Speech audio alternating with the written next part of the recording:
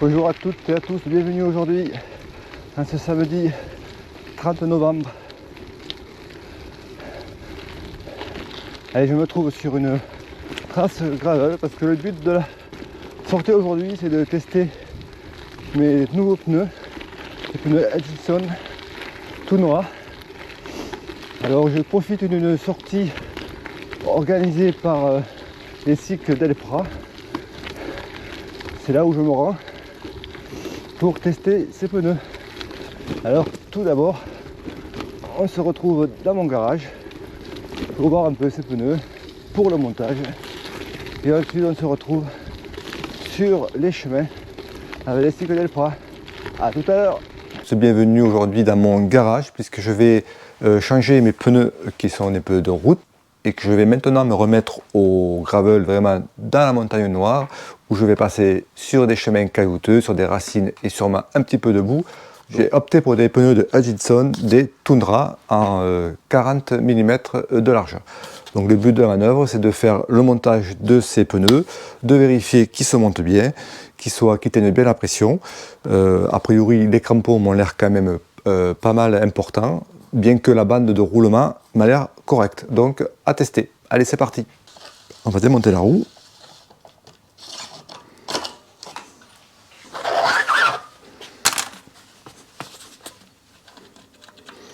On va enlever la chambre à air.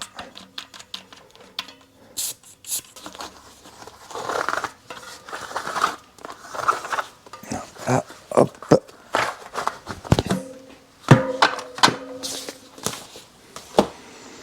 On va enlever l'autre partie de la roue, du pneu, pardon. Hop.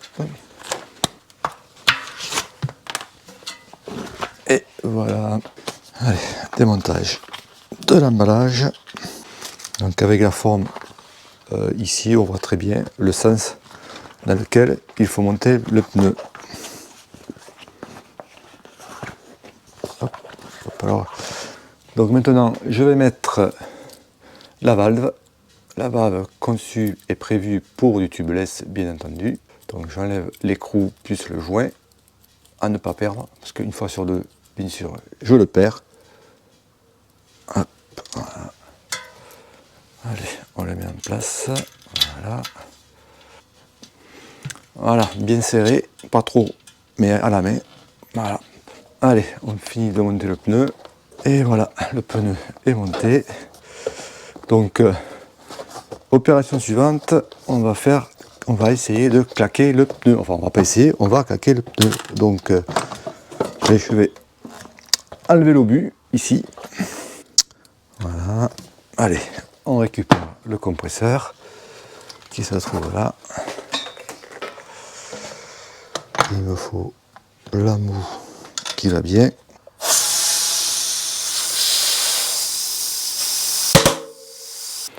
Donc voilà, le pneu a bien claqué. Maintenant, on va y mettre le produit.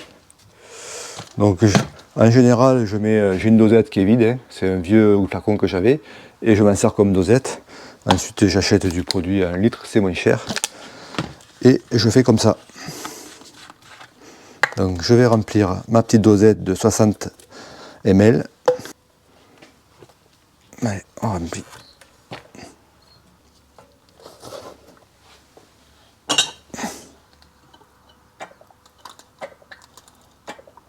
Avant de remettre l'obus, je vais juste passer un petit coup de soufflette pour bien nettoyer le conduit au milieu de la valve. Comme ça, l'obus ne se collera pas. Allez, on remonte ça. À l'endroit, ça sera toujours mieux. Hop. Allez, c'est cool.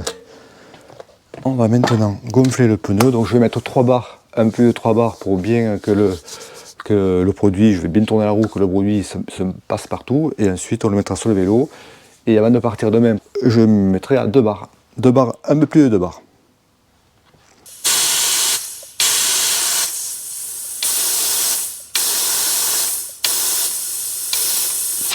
Allez, 3 barres dans le pneu.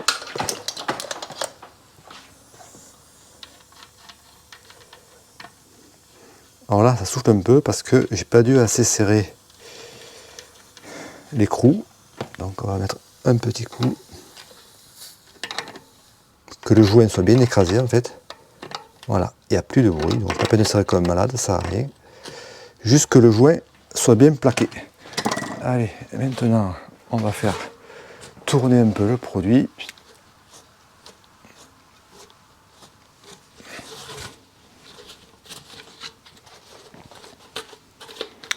Et on va remonter ça sur le vélo.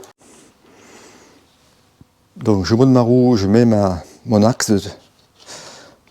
et avant de serrer, je vais rebrancher enfin au moins laisser la bonne position de la prise de ma dynamo pour pas être embêté. Parce qu'une fois que ça sera serré, elle ne bougera plus. Donc autant qu'elle soit à la bonne position, je serre un petit peu ici, voilà, en contact. Donc du coup maintenant, je vais prendre une clé dynamométrique que j'ai réglée à 10 Nm. C'est ce qui s'est écrit sur la tête de l'écrou, donc on ne peut pas se tromper. Hop.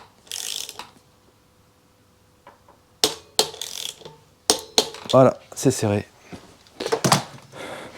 Le pneu est assez facile à monter. Il a claqué, comme vous l'avez pu le voir, assez correctement. Demain matin, on se retrouve sur les chemins et on va aller essayer ça. Allez, tout le monde est presque là.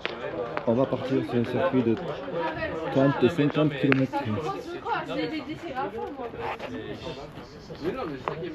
Allez, c'est parti.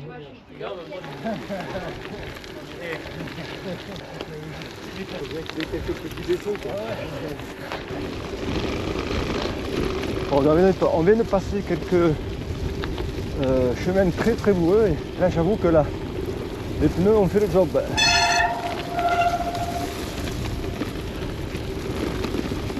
C'est pas grave parce que c'est un petit peu glissant, mais les pneus Tundra ont l'air de bien tenir.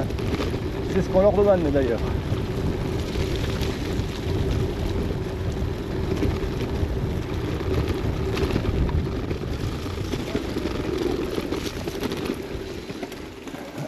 On va mettre tout à gauche là et allez.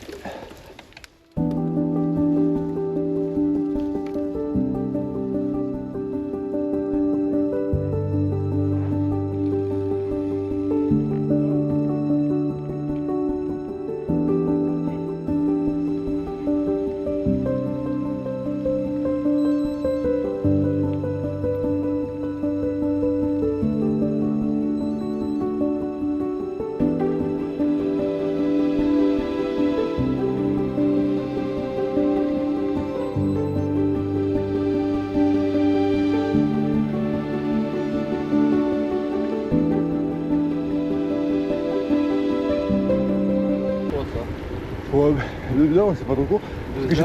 J'ai été malade cette semaine déjà. T'as à peine le temps de chauffer toi. Non. Faut pas croire ça. Je fais du long mais j'ai une ça vite. Ouais mais bon, tu fais du long.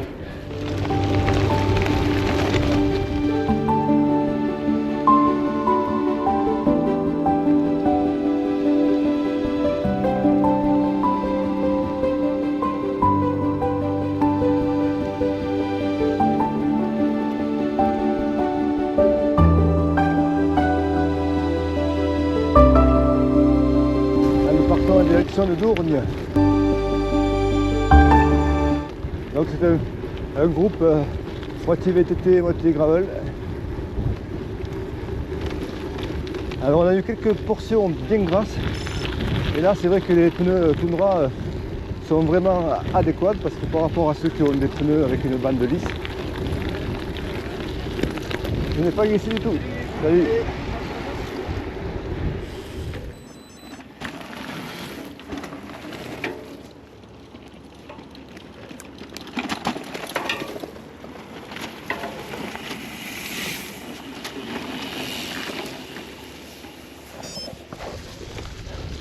Encore un exemple de chemin où les pneus sont complètement adaptés.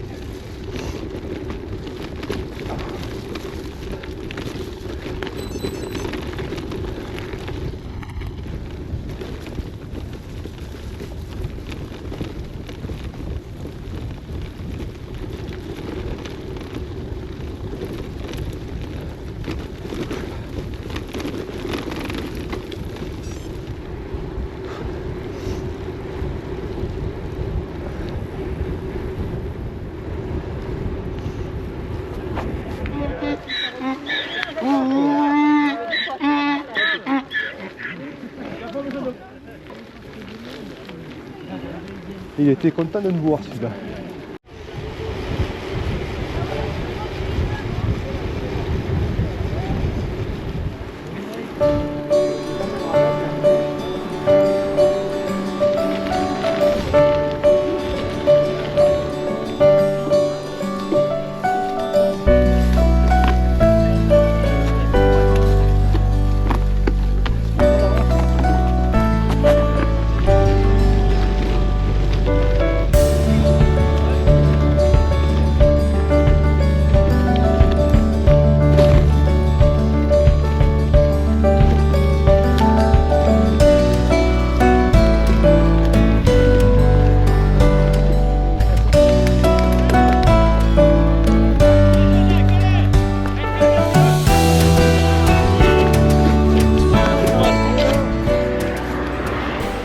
Allez, on se retrouve.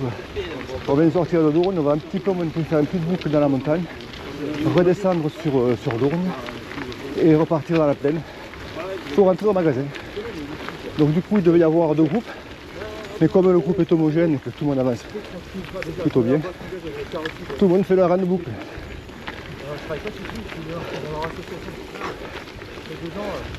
Ah, ça fait du bien de retrouver les chemins, je vous le dis.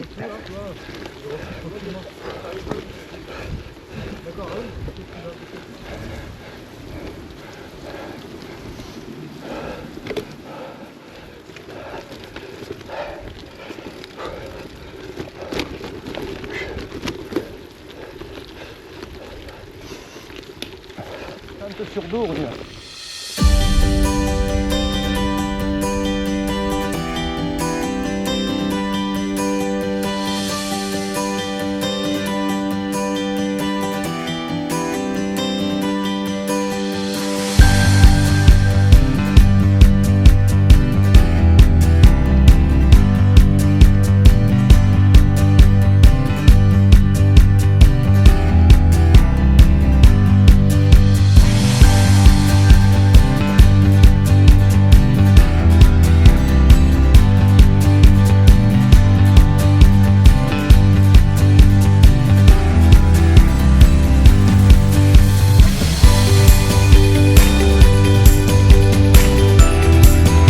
Agréable de rouler en groupe comme ça, on peut discuter, on rencontre des gens, c'est super sympa.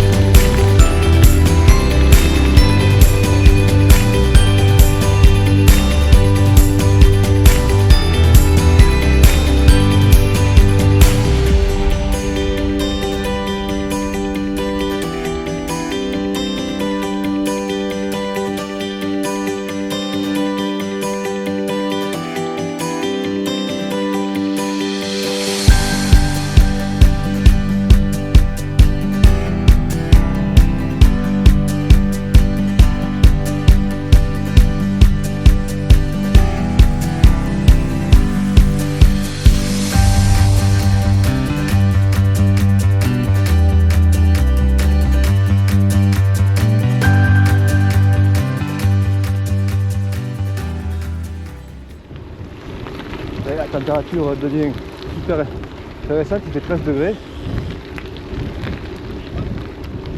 Pas de vent, ce qui est assez rare pour ici. Donc je ne vous raconte pas, on profite très très bien.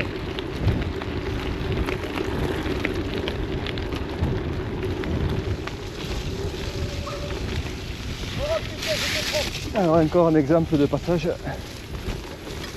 où le pneu se tire en arrière.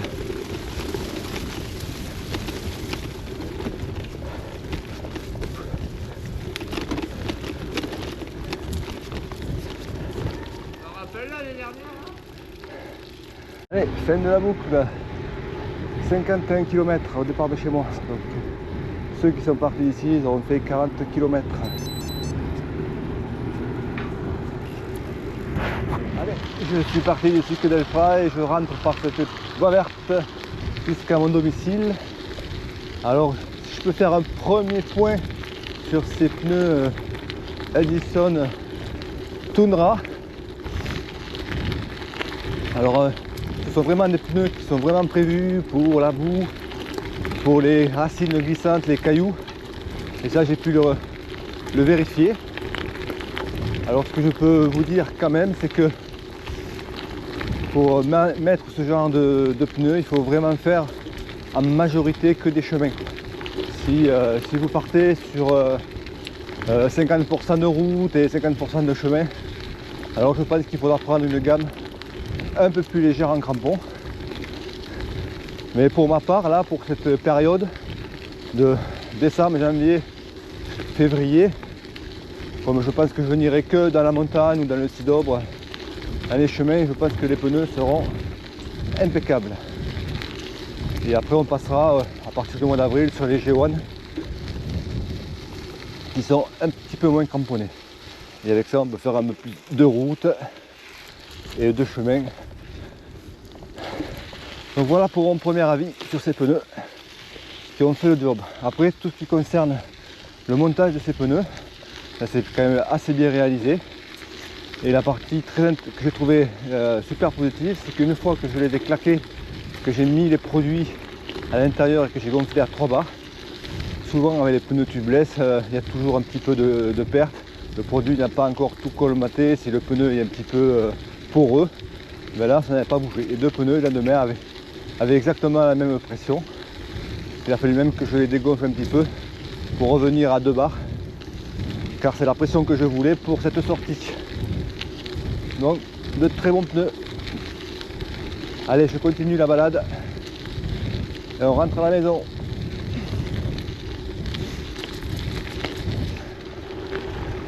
Allez, sur le retour, on passe à côté du chantier de la fameuse A69 dont on entend parler beaucoup en ce moment, puisque tout le monde est suspendu à un arrêté délivré par le tribunal de Toulouse pour voir si les travaux doivent s'arrêter ou continuer, alors que les travaux sont quand même très largement engagés. À suivre.